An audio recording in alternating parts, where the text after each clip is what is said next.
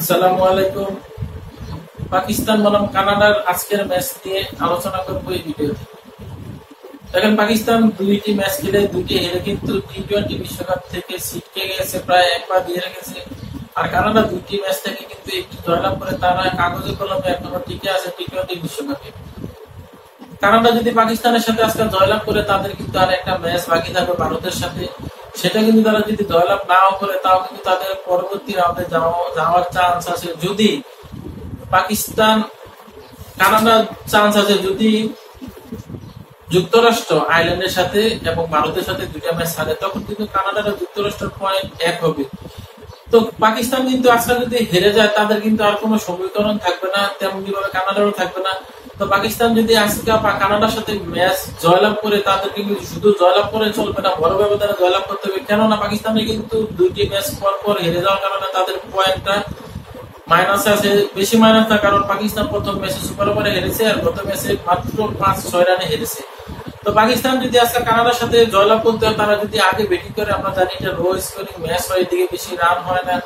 তো কানাডা কিন্তু প্রথম ম্যাচে যুক্তরাষ্ট্রের সাথে 190+ রান করেছিল, সেই ম্যাচে তারা হেরেছিল, তাও কিন্তু তারা রান রেট একটু এগিয়ে আছে। তারপর পরের ম্যাচ তারা কিন্তু অবিশ্বাস্য ভাবে বিশ্বকাপের প্রথম টি-20 বিশ্বকাপের ইতিহাসে তাদের প্রথম জয় হয়েছে আয়ারল্যান্ডের সাথে।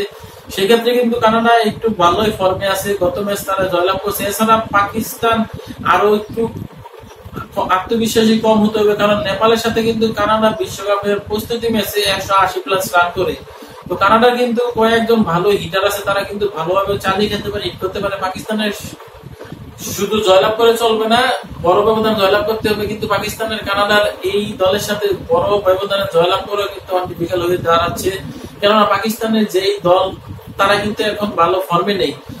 পাকিস্তান যদি আজকের ম্যাচে শায়াব আইয়ুবকে খেলায়, আমার মনে হয় তারা একটু বেটার ফিল করবে, কারণ শায়াব আইয়ুব কিন্তু ভালো হিট করতে পারে, মূলত ওপেনিং নামে। তো ওপেনিং নামলে আপনার বাবর আজম কিন্তু অর্ডারে নামতে পারে। এছাড়া ইফতেখারকে যদি আপনি আরো পিছিয়ে নামান, তখন কিন্তু আপনি আরেকটা ব্যাটারও খেলাতে পারবেন, ওসমান খানকে আপনি মিডল অর্ডারে খেলাতে পারবেন। গত ম্যাচে ইন্ডিয়ার সাথে তারা কাগজে কলমে জেনুইন বলার কিন্তু আপনার 6টা খেলানো হয়েছে। আমরা জানি সাদাব খান কিন্তু বলার কাম ব্যাটার, সে কিন্তু আগে ভালো লেগ স্পিনার কাম ব্যাটার, তাকে কিন্তু পাকিস্তান মূলত ব্যাটার হিসাবে নিয়েছে। সেই দিকে কিন্তু পাকিস্তান বোকামি করেছে। আমরা জানি যদি আজম খানও থাকতো, যেহেতু দলে কেউ নাই, একটা ব্যাটসম্যান জেনুইন ব্যাটসম্যান যে কোনো মুহূর্তে কিন্তু যে কোনো কিছু করতে পারে, খেলার মুখ ঘুরিয়ে দিতে পারে। তো একটা জেনুইন ব্যাটসম্যান আপনি কম খেলিয়েছেন, একটা পার্ট টাইম ব্যাটসম্যান খেলিয়েছেন সাদাব খান, সে কিন্তু আর আপনাদেরকে কিছু করে দিতে পারেনি। যেমন ইমাদ ওয়াসিম অলরাউন্ডার, আমরা যেটা জানি তারা কিন্তু পাকাপোক্ত অলরাউন্ডার না, তারা কিন্তু যখন মারবে তখন মারবে, তারা যখন মারবে তখন মারবে, যখন মারবে না তখন মারবে না। ইমাদ হাসান কিন্তু প্রথম ম্যাচে পাকিস্তানের সাথে খেলেনি, তারা কিন্তু বিগ হিটার, ধরে খেলার পাত্র না। সাদাব খান প্রথম ম্যাচে কিন্তু রান পেয়েছিল, তাও হিট করে লাইফও পেয়েছিল, রান পেয়েছে সাথে লাইফও পেয়েছে। তো পাকিস্তান যদি আজকের ম্যাচ জয়লাভ করে, তারা মিনিমাম 50 রান প্লাস জয়লাভ করতে হবে। আর যদি আগে পরে ব্যাটিং করে, তারা 6 থেকে 7 উইকেটে জয়লাভ করতে হবে যদি এই টুর্নামেন্টে টিকে থাকতে। আমরা জানি যুক্তরাষ্ট্র যদি পরপর দুটি ম্যাচ হারে পরবর্তীতে, তখন কিন্তু তারা পাকিস্তানের সাথে রান রেটের হিসাবে তারপরে সুপার 8-এ যাবে। তো যুক্তরাষ্ট্র প্রথম ম্যাচে কিন্তু দুর্দান্ত ভাবে 190+ স্কোর চেস করে তারপর তারা জয়লাভ করে। পরবর্তীতে কিন্তু তারা পাকিস্তানের সাথে সুপার ওভারে নিষ্পত্তি হয় দলে। এই ম্যাচে কিন্তু তারা পয়েন্ট তেমন একটা পায়নি, কিন্তু প্রথম ম্যাচে কিন্তু তারা ভালো রান রেটে এগিয়ে আছে পাকিস্তানের সাথে জয়লাভ করে। আবার যুক্তরাষ্ট্র কিন্তু ইন্ডিয়ার সাথে ম্যাচ বাকি, সেই ইন্ডিয়ার সাথে যদি তারা বড় ব্যবধানে হারে, তাদের রান রেটটা কিন্তু মাইনাস হয়ে যাবে। তো পাকিস্তানের কিন্তু এই কানাডার সাথে কিন্তু চান্স বড় ব্যবধানে হারার, জেতার, কারণ তারপরের ম্যাচ কিন্তু পাকিস্তান আয়ারল্যান্ডের সাথে, সেটা এই গ্রুপের সবচেয়ে লাস্ট ম্যাচ। কারণ এর আগে কিন্তু আয়ারল্যান্ডের আর যুক্তরাষ্ট্রের ম্যাচটা হয়ে যাবে, সেই হিসাব কিতাব করে কিন্তু পাকিস্তান পরের ম্যাচটা কত ওভারে জিততে হবে বা কত রান দিতে হবে সেটা খেলতে পারবে। যদি ইউএস যদি জয় লাভ করে, তখন কিন্তু আর কোনো সমীকরণ থাকবে না।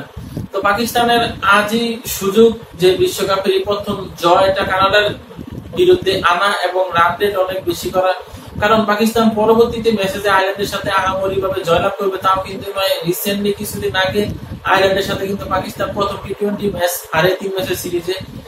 অনেক রান নিয়েও কিন্তু তারা জিততে পারেনি। পরবর্তীতে কিন্তু 2টি ম্যাচ আয়ারল্যান্ড হারে, তাও কিন্তু তারা ফাইট দিয়েছিল, 190 রান অলমোস্ট নিয়ে গেছিল পাকিস্তান প্রথমে ব্যাট করে 190 রান প্লাস করে। আয়ারল্যান্ড কিন্তু একটুর জন্য সেই রানটা চেস করতে পারেনি।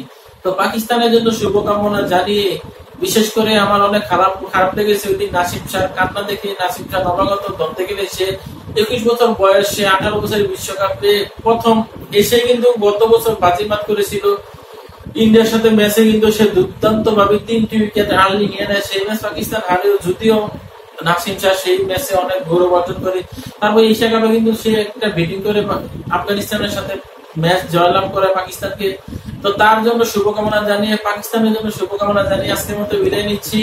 এই শরীফ খেলার গল্প। আল্লাহ হাফেজ।